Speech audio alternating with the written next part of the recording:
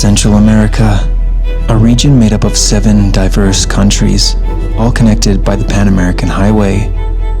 Volcanoes, pristine coastline, and lush jungle surrounded by stunning waterfalls.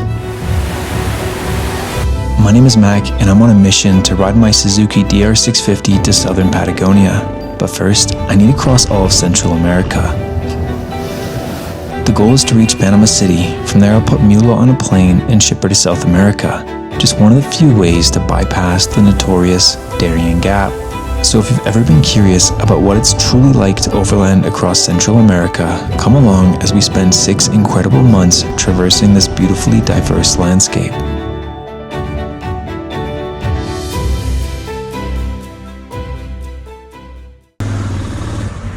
Que tengas un buen día. Alright guys, here we are in La Mesilla, Guatemala. Also a lot of street dogs. Lots and lots of street dogs. After nearly 2 years in Mexico, I found myself in an unfamiliar country. We were now in Guatemala, and things weren't off to a great start. Buenas. ¿Qué pasa? Entabada. So I'm stuck at this roadblock, this protest right before, like an hour before I'm trying to get to today, and they said there's no possibility of me passing, and this roadblock could be here till 5 p.m. today, so that's like 7 hours. So I don't know what to do. My patience paid off, and after sitting on the side of the road for nearly 3 hours, we finally got moving again. I guess I got lucky. I began making my way towards Lake Atitlan. This is where I had arranged to finally reunite with Meg. The ride to the lake was stunning. I rapidly descended through farmland and rural villages before winding along the mountainside and catching my very first glimpse of the lake. Formed inside an ancient volcanic crater and surrounded by 3 towering volcanoes, I was finally back with Meg, high in the hills of San Marcos, and that's when my scrambled brain suddenly fell silent.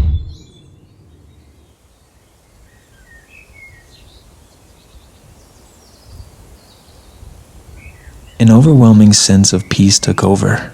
It's hard not to feel present when you're surrounded by the force of ancient volcanoes and the deepest lake in Central America.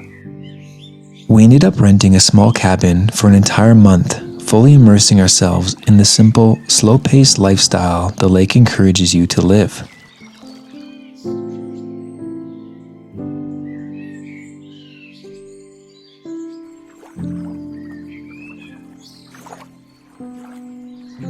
Alright, 2 hours and 43 minutes. 133 kilometers. But after a month at the lake, it was finally time to do something epic. Meg and I set course for Antigua. From there, we planned to hike the famous Akatenango and witness the might of Volcan Fuego. This would be Meg and my last adventure together before going our separate ways.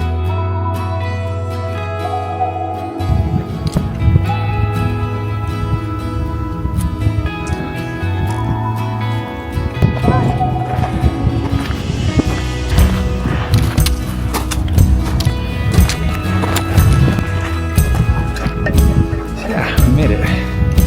It's pretty difficult.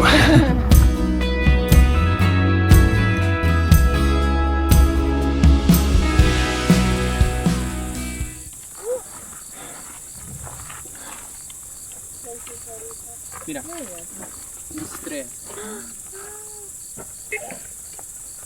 Me copia.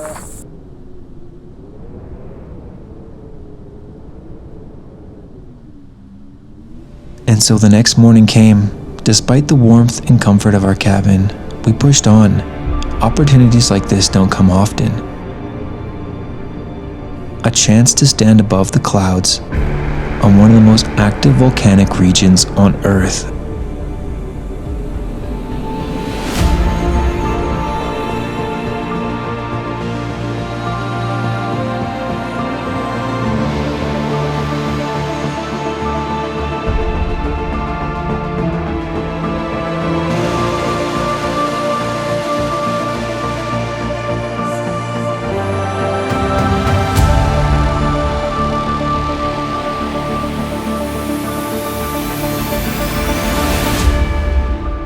how difficult was that? Summiting. Well, you did it.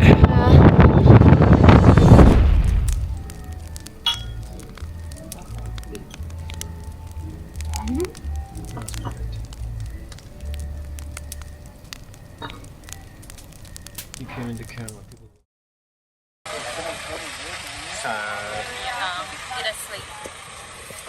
And then the day finally came. The day Meg and I's paths no longer aligned. I needed to continue the journey south, and she needed to slow down. That's it. Meg's gone. She's left me. And this is the first time where we've gone our own ways and we have no idea when or where we'll see each other again. It could be months, years, who knows. Que le vaya bien, Meg. Hopefully I'll see you soon.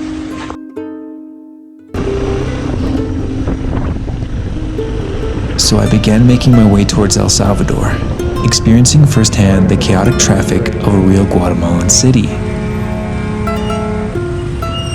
Oh, this is hectic.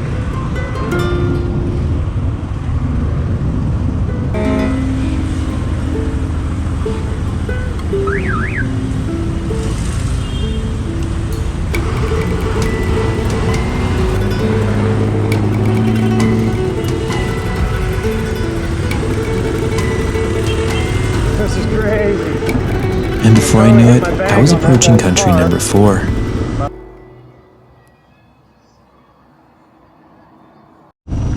Alright, bienvenidos El Salvador. Increíble. I'm gonna turn this off. Once considered one of the most dangerous countries in the world, El Salvador has undergone a massive transformation in recent years and is now becoming one of the fastest growing tourism destinations in Central America. I headed straight for the mountains towards Santa Ana.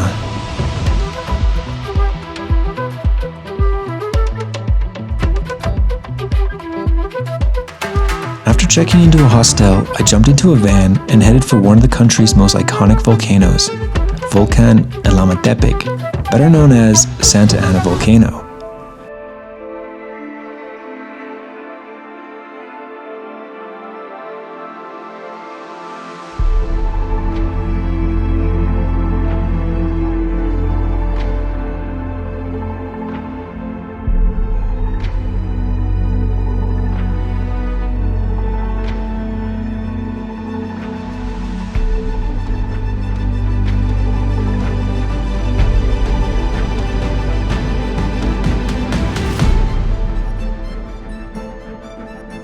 From the summit, we could see Lake Ometepe below us.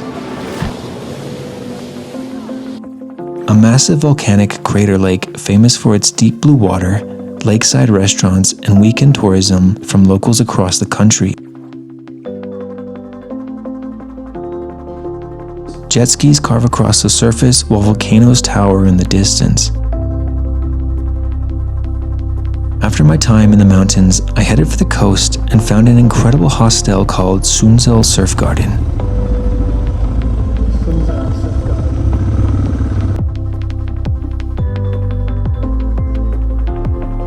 Still one of the best hostels I ever stayed in during my entire journey. Everyone was incredibly friendly and social, and the atmosphere made it hard to leave.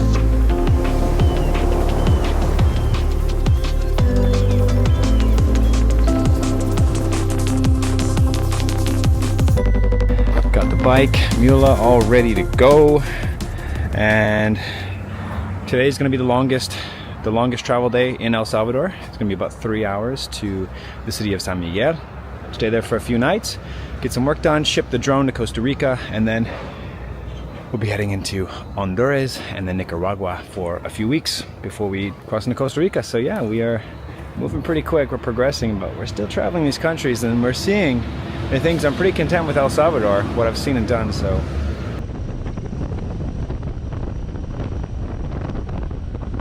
Just here at the migration office in El Salvador. Got my tip canceled. I don't think they stamp you out of the country here. It's not required, but for everywhere else I believe it is. But yeah, now we're gonna try and get into Honduras. Pretty easy.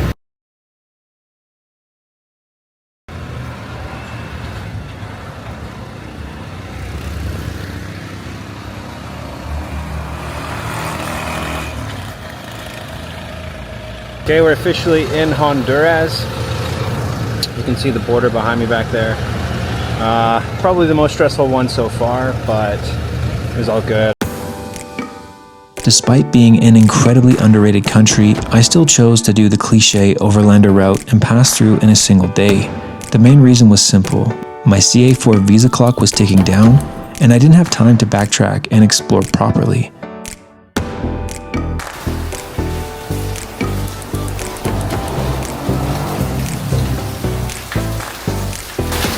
Well, we are in Honduras, and it's raining. Made it 2 hours before the rains kicked in.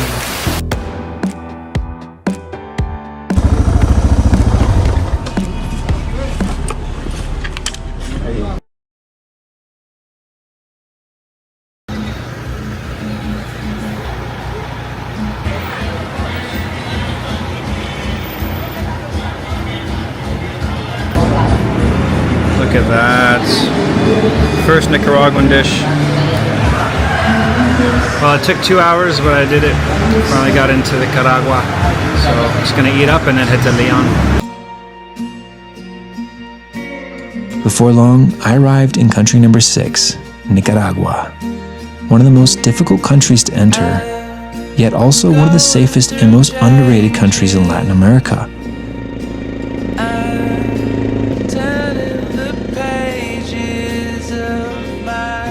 From the border, I headed straight for Leon and stayed at Poco a Poco Hostel.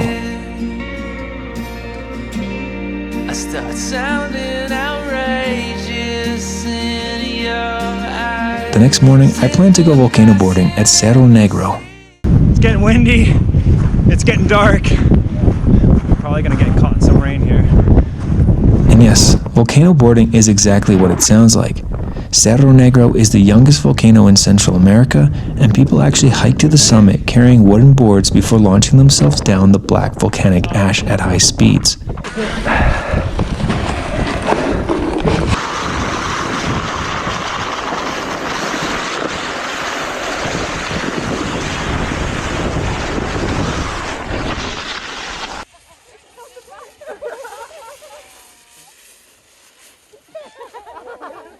Really annoying, but I had some condensation inside the camera lens. The GoPro camera lens, so that didn't even record that well because it's just so damn foggy up there. But anyways, that was sick.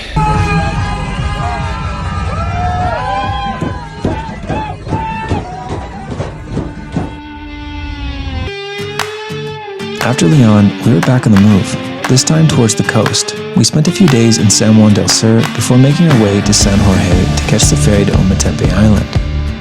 Very beautiful landscape, wow. So cool. Look at the lighthouse. Very cool. We are in Nicaragua.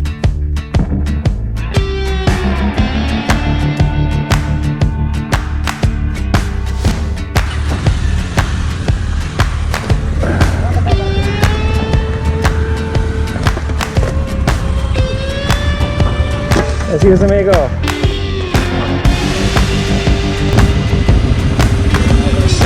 This guy, just barely.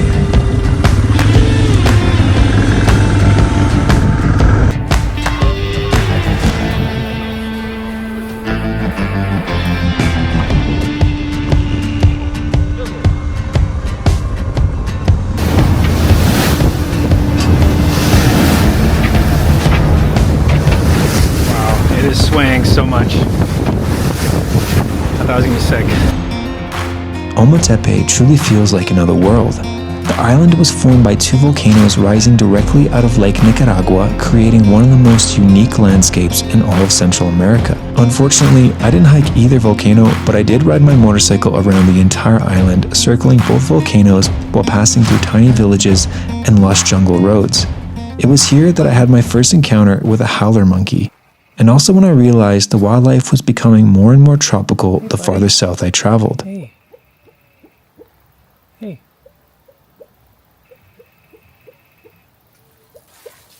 Oh, we get to see him climb the vines.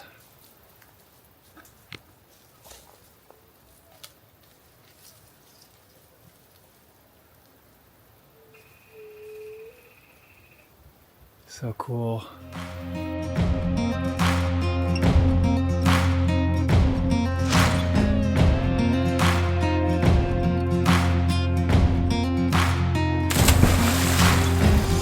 I explored ancient petroglyphs left behind by indigenous civilizations and learned about the island's deep cultural history.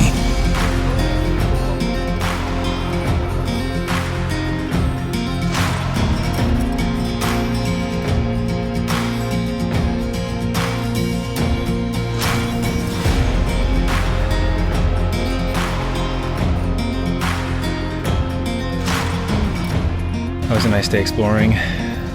Checked out Chaco Verde and the natural spring of Ojo de Agua. And now I'm back here in my accommodation and I'm gonna relax for the rest of the night. After a few days, I was back on the mainland and approaching the Costa Rican border. Ya lleva las copias, hermano. Ya lleva las copias. Copia. Copia de licencia, pasaporte y de permiso. ¿Quién eres? Venga, para sacar la copia. ¿Quién eres? Yo trabajo aquí. No, no es oficial.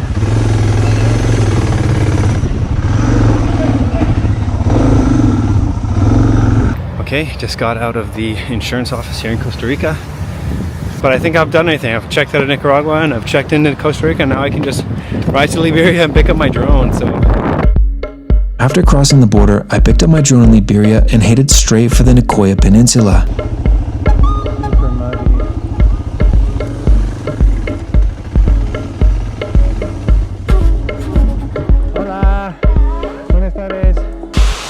Well, today's a special day because today is September 5th and that marks 2 years on the road. I stayed around Playa Tamarindo, a beautiful but very touristy beach town, and spent nearly 2 weeks there before finally continuing south.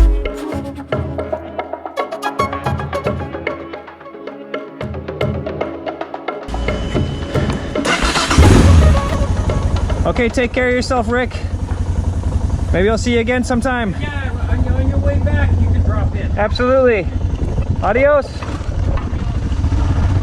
All right, we're out of here. That was Rick, expat from Canada, who's been living at this place for about 2 years, he said. Oh, and this is the really muddy part.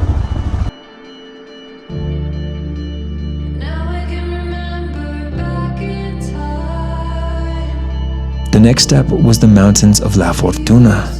We passed through dense rainforest, crossed rivers, and slowly climbed alongside the magnificent Lake Arenal.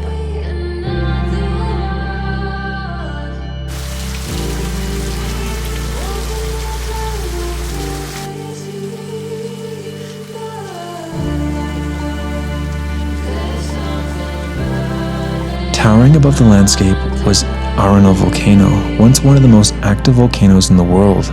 I explored the natural hot springs heated by the volcano itself and hiked through the lava fields left behind by the massive 1968 eruption that reshaped the region forever.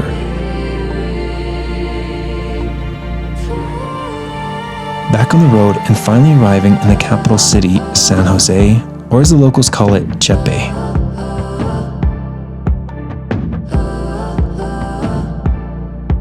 It was here that I met Deanna, half Nika, half Tika, and our meeting felt less like a coincidence and more like something the universe had planned. Very traditional ice cream they made with that.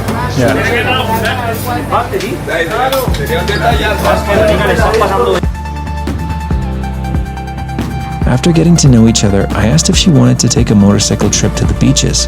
Without hesitation, she said, "Let's go."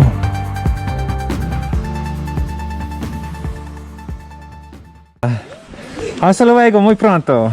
¿Cómo me subo? How can I get up? Same way as usual. Okay. You just have to step over the bags. Ready? Yep. Oh, it's gonna be hard. No, you're good. See? So here we were, heading towards Jaco on the Pacific coast.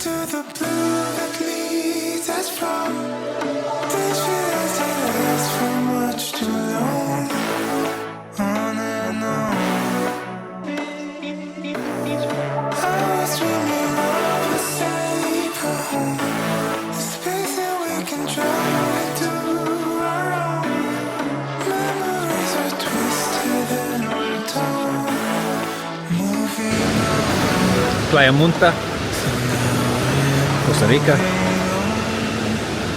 Just another amazing beach. Jaco was supposed to be just a test run, but things were going so well that we decided to continue traveling through her country together. What do you think? It's beautiful. Okay, vamos. Eventually we arrived at Manuel Antonio National Park, one of the most famous national parks in Costa Rica, known for its white sand beaches, dense rainforest, and incredible biodiversity. The park is notorious for capuchin monkeys stealing food directly from unsuspecting tourists, and honestly, they're professionals at it.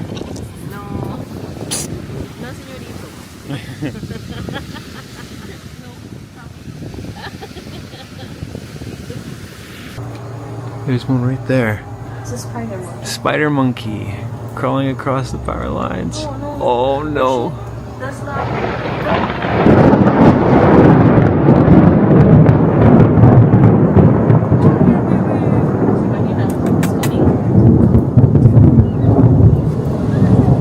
Look how close it is.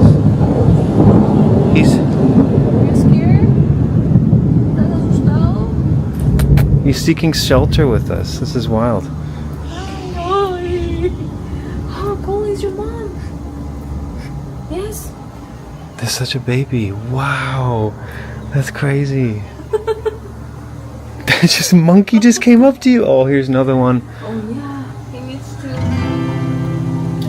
As Deanna became more comfortable traveling on the motorcycle, we decided to take an alternative mountain route back inland along Route 301. The ride was beautiful, but not without its challenges. At one point, we found ourselves riding through slick red mud deep in the jungle.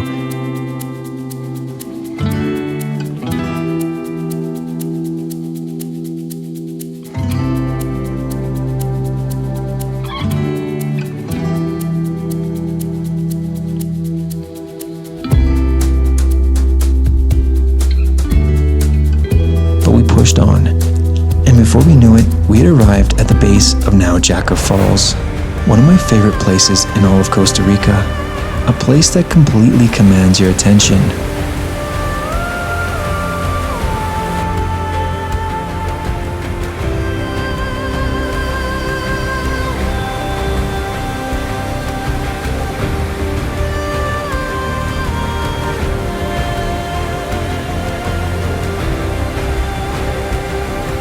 We continued climbing altitude until we finally reached the cloud forest of Cerrado de Rives.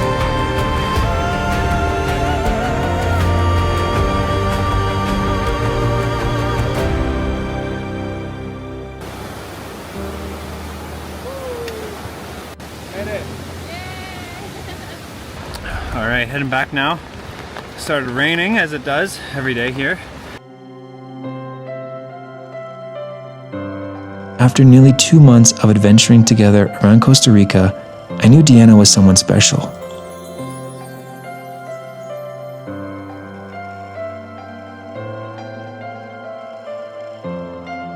But eventually, it was time to take her back home to Chepe and continue on alone.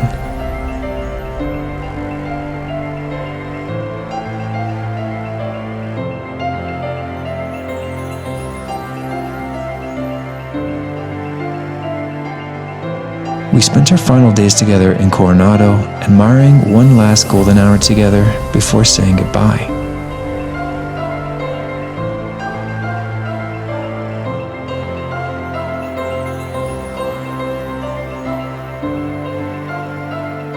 Say goodbye today. What? But at least we have a beautiful sunset to enjoy. See. We had muchas aventuras in Costa Rica. Pura vida.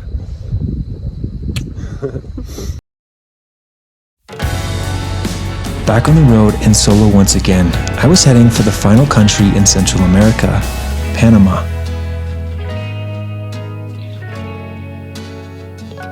At the border, a fellow Suzuki rider named Rob and his wife Trish met me and escorted me to their home about 45 minutes away.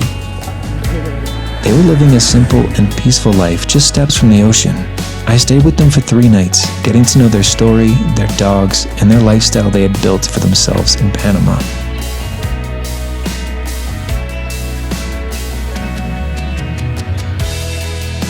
Their kindness and hospitality reminded me once again how generous people can be when traveling.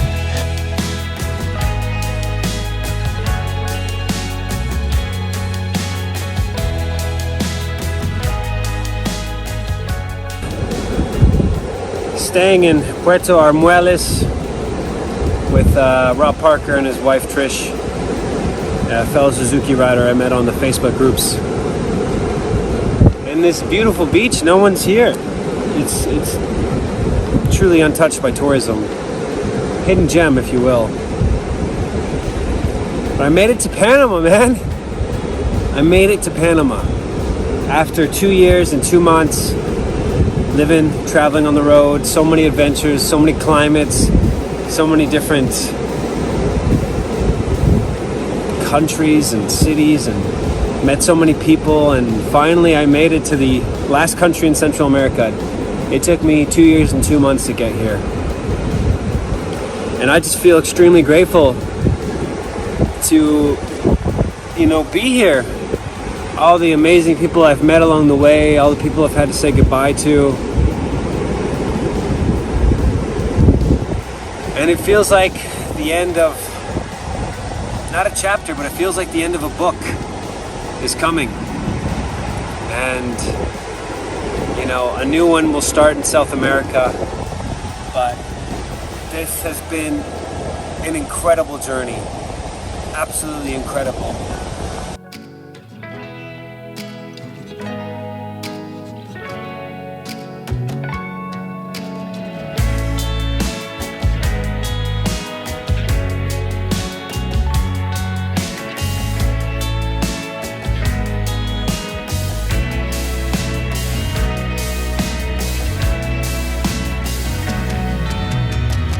I continued south towards one of Panama's largest expat communities, Boquete. But this is where things started going wrong. Alright guys, I got good news and bad news. The good news is I made it to Boquete and I'm like 2 minutes from my accommodation. The bad news is we got a flat tire, a rear flat.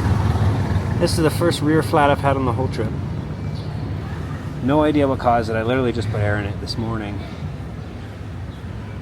So yeah, I'm gonna try and limp it to my Airbnb, and then I guess I'm gonna be spending the day working on the flat tire, on the rear flat. I haven't done the rear flat yet, so that will be interesting. Wish me luck that I can get it to the accommodation. This thing is heavy, really heavy on the back, so gotta go slow.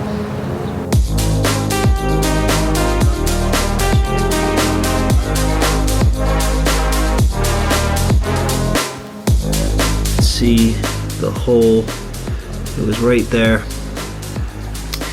but we got it out. With the tire finally repaired, I continued towards Panama City, but not before having a fun interaction with the Panamanian police, who just happened to ride the exact same motorcycle I was traveling on. Buenas. Es lo mismo motos. De 50. Sí, TR 650 de Canadá. Canadá. Sí, España es buena moto. Es mejor moto.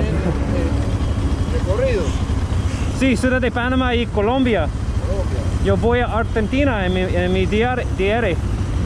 Sí.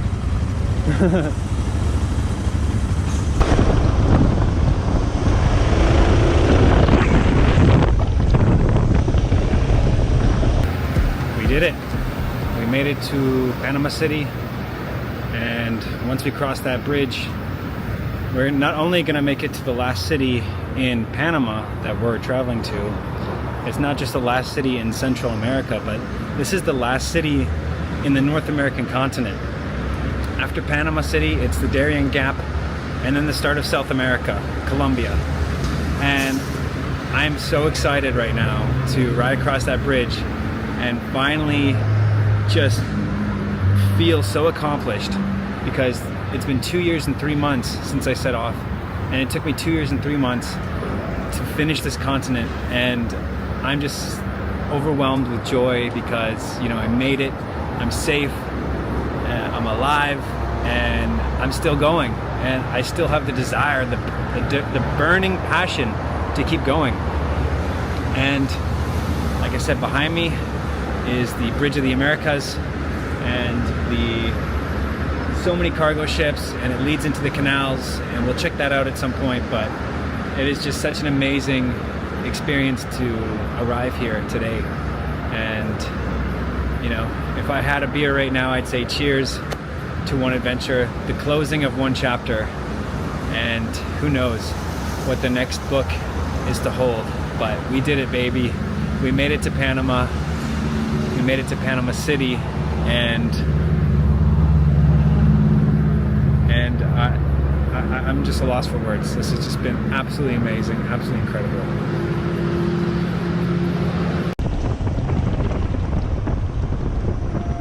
Well, here it is. Here's the Bridge of the Americas, baby.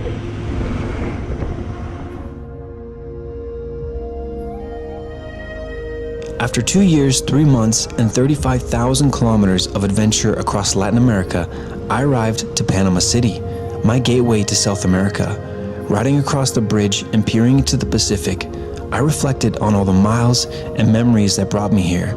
A year and 7 months in Mexico, 17 states visited, 3 months living on a beach in Baja, 2 months on the tropical island of Roatan, where I became a certified open water scuba diver, over a month in Lake Atitlan, 3 months in Costa Rica, and 6 months total across Central America.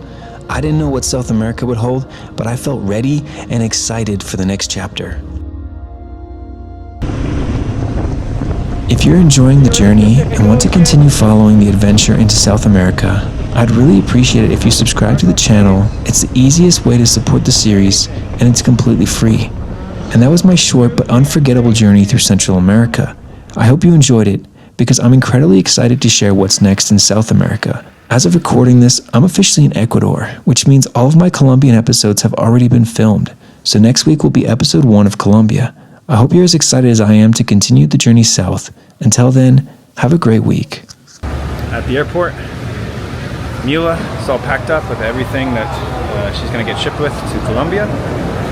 And I got my guide who's kind of been helping me out, guiding me to all the locations with the paperwork I need to do, talking to everyone. So it's been a really easy process so far. Everything's paid for. Just got to get the bike all packaged up, get the luggage through the x-rays, and then I believe it's getting shipped tomorrow. It's going to be in Colombia on Monday, so I'm going to go buy a passenger flight to Colombia tonight, and tomorrow morning catch a flight to Colombia, and we will officially be in South America. How cool is that?